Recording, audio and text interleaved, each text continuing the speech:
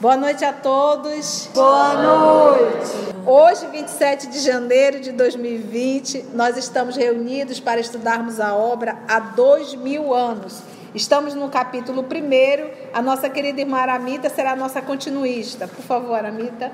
Estamos no ano 31 da era cristã, num dia de maio, onde na casa do senador Públio Lentulus, ele recebe seu amigo Flamínio Severus e eles estão conversando e o Públio está contando para o seu amigo Flamínio um sonho que ele teve que foi muito vívido e realista para ele.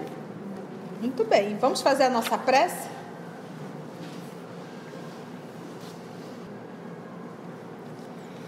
Divino amigo Jesus, nesse nosso movimento, essa oportunidade que o Senhor nos dá de estudarmos a obra há 2000 anos e de poder acompanhar a experiência, a vida, a biografia do senador Públio, contada pelo nosso querido Emmanuel, mostrando uma de suas existências, não é apenas um romance para que possamos vir a conhecer uma das encarnações do Emmanuel. Mas se o Senhor permitiu esse trabalho, é para que pudesse, esse trabalho e nosso estudo, nós pudéssemos fazer uma avaliação do que temos feito da nossa existência. Poder acompanhar o testemunho vivo do senador e podermos fazer escolhas autênticas, escolhas lúcidas, que nos levem verdadeiramente à verdade e à vida, porque o Senhor é o único caminho. Graça te damos por essa oportunidade e que os bons espíritos que aqui estão possam mais uma vez nos inspirar em nossa fala, para que possamos ouvir exatamente o que precisamos. Muito obrigada, Senhor, e é em Teu nome que aqui nos encontramos. Então vamos lá, estamos nesse diálogo entre o senador Públio e o seu amigo Flamínio. E o nosso querido senador ainda contando um sonho claríssimo que teve, na verdade é a lembrança da sua última encarnação. Bora lá? Então tá, o senador está na voz do nosso querido Reinaldo e o nosso Alan fazendo Flamínio. Por quanto tempo estive assim, prisioneiro desse martírio indefinível, não sei dizê-lo. Apenas me recordo de haver lobrigado a figura celeste de Lívia, que no meio desse turbilhão de pavores estendia-me as mãos fúlgidas e carinhosas. Só para a gente facilitar, lobrigado é ver, né? E fúlgidas seria brilhante, tá? Afigurava-se-me que minha esposa me era familiar de épocas remotíssimas, porque não hesitei um instante em lhe tomar as mãos suaves, que me conduziram a um tribunal no qual se alinhavam figuras estranhas e venerandas. Cães respeitáveis aureolavam o semblante sereno desses juízes do céu. Cães seriam cabelos brancos, tá? Emissários dos deuses para julgamento dos homens da terra. A atmosfera caracterizava-se por estranha leveza, cheia de luzes cariciosas que iluminavam, perante todos os presentes, os meus pensamentos mais secretos. Lívia devia ser o meu anjo tutelar nesse conselho de magistrados intangíveis, porque sua destra pairava sobre minha cabeça, como a impor-me resignação e serenidade, a fim de ouvir as sentenças supremas. Desnecessário será dizer-te do meu espanto e do meu receio, diante desse tribunal que eu desconhecia, quando a figura daquele que me pareceu a sua autoridade central me dirigiu a palavra exclamando. Então imagina só a cena, ele está sonhando, ele diz que a pessoa que está intercedendo por ele e acompanhando ele é Lívia, ele reconhece a sua esposa nesse sonho, e ele se vê nesse tribunal. E nesse momento vai falar aquele que ele percebe que seria a autoridade dentro desse tribunal. Lembra que a última encarnação dele foi como um cônsul novamente. E ele esteve envolvida justamente naquela guerra de Catilina, não é isso, com Catilina? Foi aquela confusão, então ele mandou matar, mandou cegar pessoas. Foi muito cruel. Então vamos ver o que esse nosso irmão do mundo espiritual, nesse sonho, vai falar para ele. Públio Lentulus, a justiça dos deuses, na sua misericórdia, determina a tua volta ao turbilhão das lutas do mundo, para que laves as nódoas de tuas culpas nos prantos remissores. Viverás numa época de maravilhosos fulgores espirituais, lutando com todas as situações e dificuldades. Não obstante o berço de ouro que te receberá ao renasceres, a fim de que edifiques tua consciência denegrida nas dores que purificam e regeneram. Feliz de ti, se bem souberes aproveitar a oportunidade bendita da reabilitação pela renúncia e pela humildade. Determinou-se que sejas poderoso e rico, a fim de que, com teu desprendimento dos caminhos humanos, no instante preciso, possas ser elemento valioso para os teus mentores espirituais.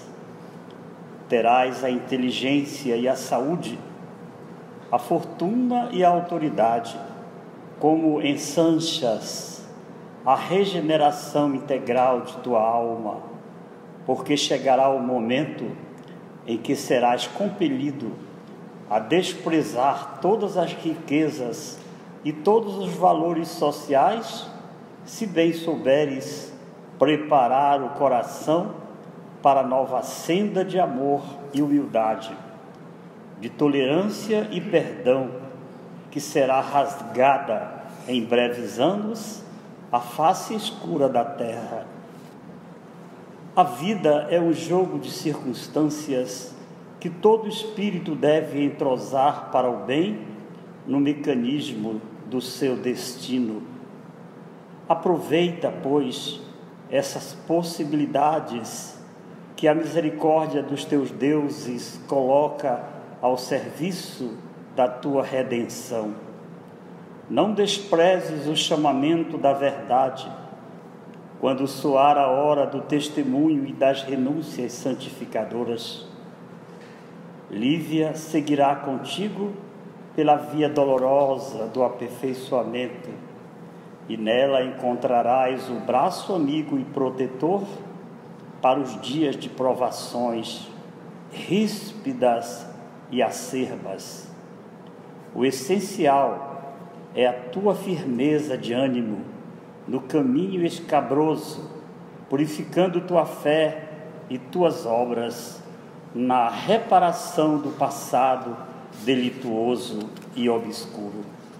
Nós vamos comentar porque está muito rico esse texto. Riqueza, muita né? riqueza, muita riqueza. Muita riqueza. Muito mesmo. Então nós vamos comentar. Então você imagina a oportunidade que o senador teve de ter esse sonho e dele poder recordar minuciosamente. Então ele se vê. Então o primeiro movimento é ter Lívia.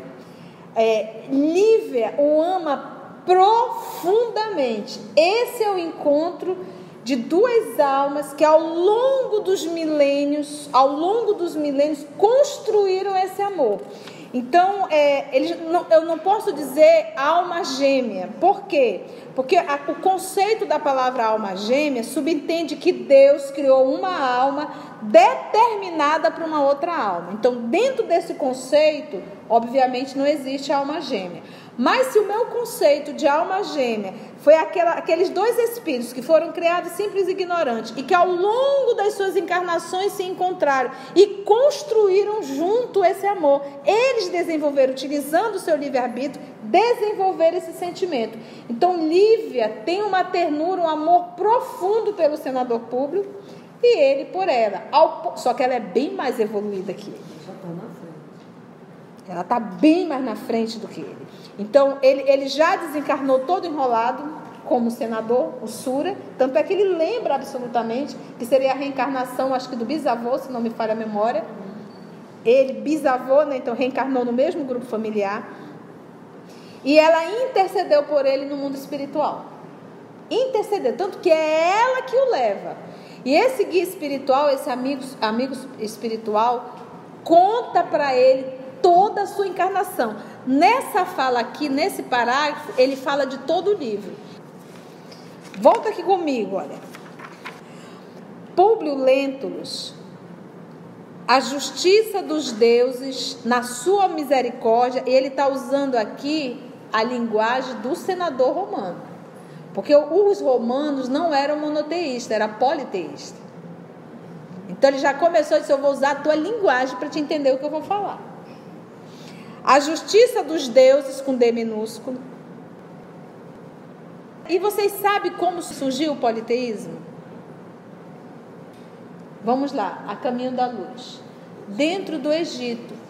Porque os mestres do Egito, iniciados, né, do Egito, espíritos superiores que ali reencarnaram para ajudar aquele grupo que estava vindo do sistema de Capela, eles tinham a informação que existia Deus, que existia um demiurgo, um Cristo, e que existia espíritos superiores que ajudavam o Cristo. Então, eles, como explicar isso à massa, ao grupo? Já sei, vamos simplificar. Vamos dizer para eles que existem vários deuses. E aí surgiu a crença politeísta. O materialismo já surgiu na Índia. Era um grupo indianos. Pachá, eu não me lembro o nome dele. Então, daí surgiu o politeísmo. Então, olha só, ele romano politeísta. Na sua misericórdia, determina tua volta ao turbilhão das lutas do mundo, para que laves as nódoas de tuas culpas nos prantos remissores. Lavar como? Lavar, ou seja, ele estava bem enrolado. Tu vai voltar para lavar essas nódoas. Não é só o Públio, nós também. Não é que nós espíritas idolatramos o sofrimento, não é isso. A gente só tem consciência do sofrimento. A gente só tem consciência do sofrimento. Porque o sofrimento, ele nos ensina muito. E o sofrimento é uma forma de fazer essa limpeza dessas nódoas. E ele só vem para os rebeldes já, né? É porque nós somos rebeldes. Pois é, entendeu? Assim, não é que o sofrimento vem para todo mundo, só vem para os rebeldes que já estão... Porque assim, o sofrimento é o último recurso que Deus utiliza para trazer seu filho de volta ao seio. Está no livro dos Espíritos. É o último recurso, ele já tentou vários recursos. Não conseguiu, vem cá, vem agora na orelha. R mandou. Então, antes da dor chegar, ele já mandou vários recursos. E a gente não quis ouvir. Continua ele. Para que laves as nódoas de tuas culpas nos prantos remissores. Viverás numa época de maravilhosos fulgores espirituais. Em que época ele está? Em que ano? 31 da era cristã. Quem está na terra? Quem está? Jesus. No ano 31, Jesus, com 31 ou 35, que tem gente que fala que foi perdido 5 anos, sabe, 35 ou 36, mas, ou seja, ele estava na era que o Cristo estava na terra. Jesus era mais velho que ele, 4, 5 anos, porque ele tinha quase 30 anos. Então, Jesus foi, não demorou, o senador foi atrás. Ele disse, meu amigo, não tem época melhor para se viver na terra do que essa. O Cristo está lá. Porque Jesus veio antes dele. Olha quantas informações nesse parágrafo. Viverás numa época de maravilhosos fulgores espirituais, maravilhosos, lutando com todas as situações e dificuldades, não obstante o berço de ouro que te receberá ao renasceres, a fim de que edifiques tua consciência denegrida. Lembra que ele disse assim, que ele sentia inveja de ouvir Flamínio falar do filho Plínio. Enquanto que ele, a filha dele tinha o quê? Lepra. Você sabe o que é isso para um senador? A menina está coberta de chagas fétidas. E o dinheiro dele não tem como comprar a cura dessa menina. Então ele diz assim, viverás numa época de maravilhosos fulgores espirituais, lutando com todas as situações e dificuldades, não obstante o berço de ouro que te receberá ao renasceres, a fim de que edifiques tua consciência denegrida nas dores que purificam e regeneram. Então lembra só, quando nós começamos as nossas encarnações, a nossa primeira encarnação, éramos espíritos simples e ignorantes. Zerado. Trazíamos um instinto 100% que não é mal. O instinto é maravilhoso. O instinto me diz, tenho fome. E se eu ao comer eu sinto prazer, eu posso viciar o prazer e comer demasiadamente. Aí eu estou prostituindo o instinto. Mas o instinto ainda me diz, basta. Basta. E aí eu vou e disse, eu quero mais, porque eu quero continuar sentindo prazer. Aí depois a gente está rolando e não sabe por quê. Né? Colesterol, triglicerídeo, diabetes, esteatose hepática e por aí vai. Entende? Então, nesse processo de evolução, o espírito, em um determinado momento, Deus diz assim, na sua infinita sabedoria, está pronto para passar por provas. E aí Deus manda uma prova pequenininha, dentro daquele grau de evolução dele. Esse espírito, alguns raros, porque o comum é compreender, porque está tudo íncito na consciência, alguns se rebelaram com a provação. De repente, eu sempre pego do Roberto do Canalejas, no livro Memórias de um Suicida. Ele, século XVI, ele tinha uma prova para passar. A prova que ele tinha que passar era a traição da esposa. Se isso hoje dá uma confusão, imagina no século XVI. Ele não suportou a prova e cometeu o suicídio. Ou seja, de uma prova ele fez agora uma expiação. Então, por causa de uma traição, de uma mulher que não soube ser fiel ao casamento, ele cometeu o suicídio e passou 2 séculos. É para acabar. 2 séculos. Reparando o corpo perispiritual, se organizando, sofrendo as consequências de um suicídio. Ok, passou, recuperou. Ei! Tem uma prova pendente. Aquela lá que tu fugiu, tu achas que eu vou me submeter aos teus caprichos? Você precisa passar pela prova da traição. E tu vais atrair para o teu ninho um capetinha desse. E aí o que aconteceu? Reencarna novamente. Novamente ele com o dedinho podre vai lá e atrai para a sua convivência. Passa pela traição, mas pasmem, ele tira 10. Ele tinha direito de mandar matar a esposa, você sabia que era direito, né? Era honra. Não mandou matar, deixou ela caminhar o homem dela e ele foi tocar a vida dele. Porque perdão não é permanecer, perdão é não retribuir o mal. Não desejar o mal. Então, ou seja, de uma prova ele virou uma expiação. Então, nesse nosso processo de evolução, Deus nos manda provas. morais. Porque ele quer, a nossa evolução é moral. Se você vê uma criança nascer com problemas cardíacos, respiratórios, deformados, doenças psiquiátricas. Hoje nós temos muitas crianças com autismo. Isso aí não é prova, isso é expiação. As provas que Deus nos manda não é dolorosa quanto uma expiação que a gente arrumou. Você está entendendo? Porque as provas são de ordem moral. A expiação é muito cruel. Mas fomos nós que fizemos. Fomos nós que destruímos. Fomos nós. Às vezes eu acho que Deus olha assim e diz, olha, não dá nem tempo de mandar prova. Porque a pessoa arruma tanta confusão que não sobra espaço para me mandar uma prova. A programação das provas que estava para essa encarnação não teve como mandar, que a pessoa fez tanta besteira a encarnação inteira. Não deu nem tempo de mandar a prova. Continua ele. Feliz de ti. Olha aqui, gente, isso aqui é fantástico. Tua consciência. Então ele diz assim: todas as situações de dificuldade, não obstante o berço de ouro que te receberá ao renasceres, a fim de que edifiques tua consciência denegrida nas dores que purificam e regeneram. Continua.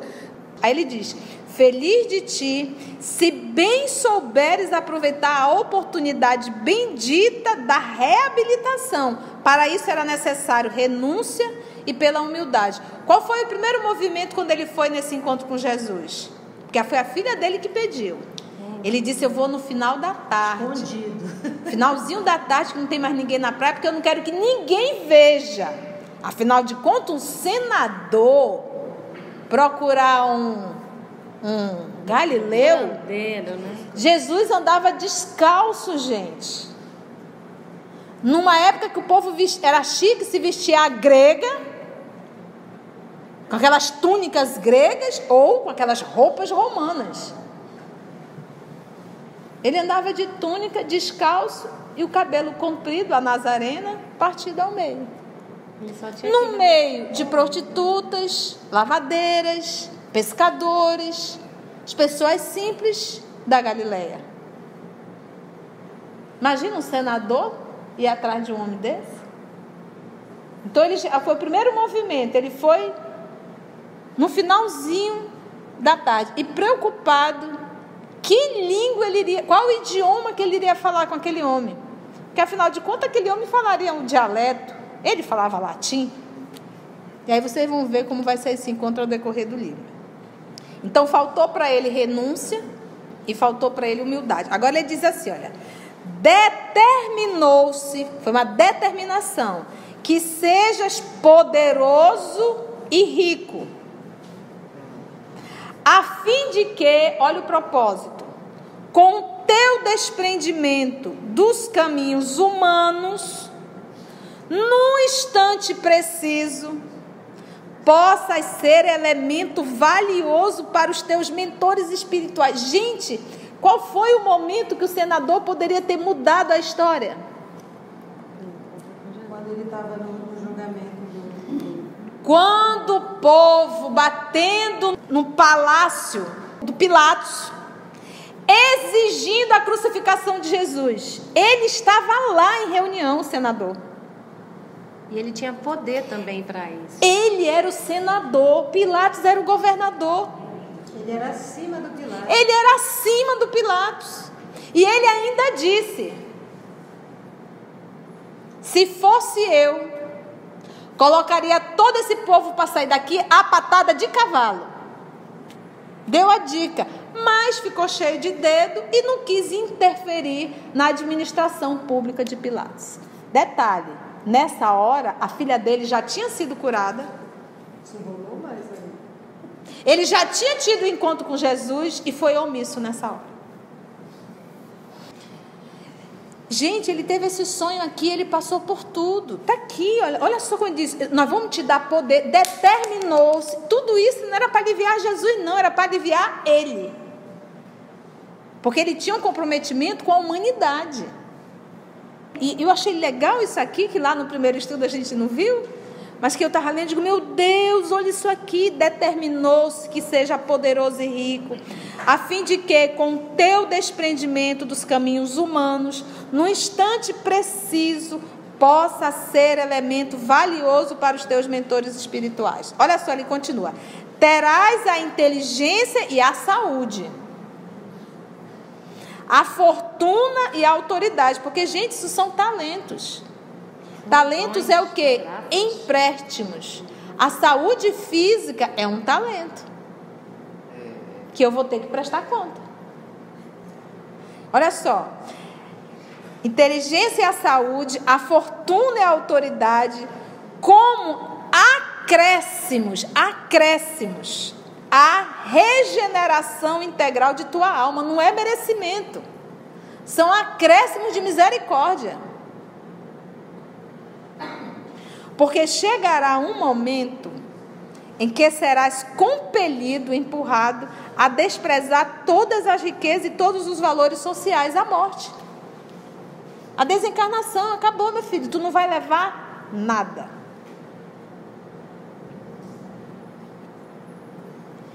Se bem souberes preparar o coração para a nova senda, o novo caminho de amor e humildade, de tolerância e perdão, que será rasgada em breves anos. De quem que ele está falando? Jesus. Em breves anos, que está em 31. E ele vai se encontrar, ele diz que será rasgada em breves anos a face escura da terra. A vida é um jogo de circunstâncias, E é isso que a gente tem que entender, gente. Tudo está no lugar certo. Não tem nada fora do lugar. Eu só tenho que entender esse jogo. As circunstâncias, elas não estão soltas. Eu só tenho que dizer assim: se Jesus estivesse no meu lugar, o que ele faria? Porque é ele que é o modelo. E também sendo um jogo de circunstâncias, só essa palavra bem leve, um jogo, não é pra gente se apegar, né? Eu sou importante, não, sabe que isso é só uma circunstância. Temporário. E no jogo sempre vira, né? Um tá ganhando. Tá... Então, assim, pra gente não se apegar nisso, porque isso aqui tudo passa. É um jogo que acaba e... Então, olha só, no mecanismo do seu... Então, a vida é um jogo de circunstância que todo espírito deve entrosar para o bem. No mecanismo do seu destino, aproveita, pois, essas possibilidades que a misericórdia dos deuses, novamente ele usou a terminologia, coloca ao serviço da tua redenção. Não desprezes o chamamento da verdade. Olha, quando soa a hora do testemunho e das renúncias santificadoras, o chamamento da verdade, ele teve o Cristo face a face. Senador, soa agora. Já pensou? Para alguém que teve o sonho, que explicava tudo minuciosamente. Lívia seguirá contigo pela via dolorosa do aperfeiçoamento. E nela encontrarás o braço amigo e protetor para os dias de provações ríspidas e acerbas. O essencial é a tua firmeza de ânimo no caminho escabroso, purificando tua fé e tuas obras na reparação do passado delituoso e obscuro. Então, se a gente segue verdadeiramente as lições do nosso Senhor Jesus, a gente diminui 90% das dores desnecessárias. Então, quantos sofrimentos desnecessários porque a gente não fez aquele movimento? Eu falo por mim. Tenho passado por situações que eu digo assim, meu Pai, se eu tivesse naquele momento assim, se Jesus estivesse aqui, o que ele faria? E toda vez que eu paro e penso e faço como Jesus queria e não como eu queria, dá 100% certo. Mas quando eu me meto a besta de querer fazer do meu jeito, dá 100% errado. Então, se Jesus estivesse aqui, como ele faria? Porque eu sei, todos nós sabemos o que ele faria. Por isso é que ele diz: um novo mandamento vos dou. Amai-vos uns aos outros como eu vos tenho amado. Então ele se colocou como exemplo. Uma pergunta que pode até ajudar aí. A falta de confiança não prejudica também, assim, que às vezes eu tenho assim uma intuição que eu posso fazer muita coisa, né, em transformar o meu redor, o meu trabalho, na minha família, mas a falta de confiança, né, às vezes cabisbaixo, triste, comodismo também me impede, né, de fazer essa transformação. Porque é assim, Rei, eu não tenho direito, não tenho o poder e não tenho recursos morais para transformar o outro. Mas eu tenho todo o poder e, se desejar, eu tenho toda a vontade, se eu acionar, para me transformar. Então a melhor forma de eu transformar o meio é me transformando. Então, quando eu me transformo como ser humano, quando eu me aperfeiçoo moralmente, é um fenômeno, não é rápido, principalmente dentro de casa. Quando eu me modifico, o entorno de mim também se modifica. Rapidamente simbolizado na figura da nora e da sogra. Então, é um conto, né, indiano, acredito, que a nora odiava a sogra e a sogra odiava a nora. Então, a nora tinha que servir o chá no final da tarde. Então, ela procurou um mestre indiano, falou do ódio dela pela sogra e que ela queria algo que pudesse matar a sogra. E ele deu um chá, pediu para que ela desse esse chá para a sogra. No período de 6 meses a sogra estaria morta. Mas para que não levantasse qualquer tipo de suspeita, que ela passasse a tratar a sogra muito bem. E ela atendeu o mestre. Foi para casa, servia o chá, que não era veneno, e ela começou a tratar a sogra muito bem. Em 3 meses a sogra chamava ela de filha. E ela passou a chamar a sogra de mãezinha. E aí ela se lembrou do que ela estava fazendo, procurou o mestre desesperado, porque que por favor lhe desse algum chá para reverter o que ela tinha feito, porque ela queria a sogra viva, porque era a melhor sogra do mundo, porque a sogra tinha mudado bastante. Ele disse assim: não foi a sogra que mudou, foi você que mudou. E você mudando o seu tratamento, obviamente que muda em torno de você. Então a mudança, ela acontece dentro de mim. O que diz Jesus? Buscai primeiro as coisas do céu, os demais vos será dado por acréscimo. E buscar primeiro as coisas de Deus te moraliza. Então talvez esse movimento, Rei, é porque você realmente está querendo dar um passo, que é um movimento de orgulho e vaidade nosso, achar que nós vamos mudar o nosso grupo. Não, eu tenho que me mudar. Uma vez eu me mudando, sem cobrar absolutamente nada do outro, então é uma automudança. O resto é consequência. Eu queria só falar dessa parte aqui do desprendimento dos caminhos humanos, né? Que assim, às vezes a gente quer fazer uma coisa, mas não, na minha posição não fica bem eu fazer isso, né? Como ele estava lá também nas dúvidas. Então, às vezes, a gente se amarra naquilo. Outro dia eu vi uma pessoa falar para o meu chefe que disse: olha, você sabe que chefe bom não presta, tem que ser ruim. Aí eu disse: olha esse conceito, né? Então, por que a pessoa não pode ser um bom chefe, um chefe justo? Não quer dizer que ele é besta, mas assim, são esses caminhos humanos que às vezes nos desencaminham, né? Porque leva tudo para o lado errado, porque é orgulho, vaidade. Não, eu vou perdoar. Não, deixa ele que venha falar comigo. Quando a gente sabe que às vezes muitas coisas estão dentro da gente e a gente pode resolver melhor, se não fosse por esses caminhos humanos, né? E, gente, as provas, elas sempre estão chegando todos os dias. Todos os dias. Conceição, como é que eu vou saber se é prova? Tu vai saber quando é prova, porque tu vai dizer, é muito difícil resistir a essa tentação. Eu não tenho força para superar isso. Aí são as provas.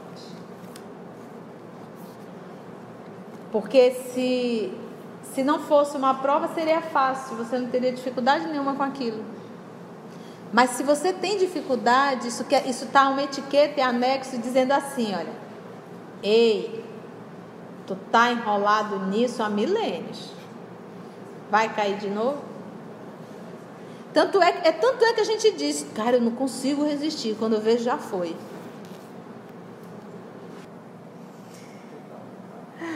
Vamos orar? Foi bom, né, gente? O sonho do senador Públio deu todo esse pano para manga. Vamos envolver o nosso querido irmão Valdeir, carinhosamente a gente chama de professor, para fazer a nossa prece de encerramento.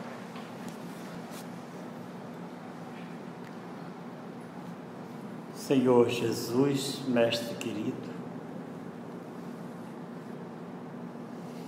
Tu conheces muito bem o nosso passado tortuoso, as nossas derrocadas há muitos séculos.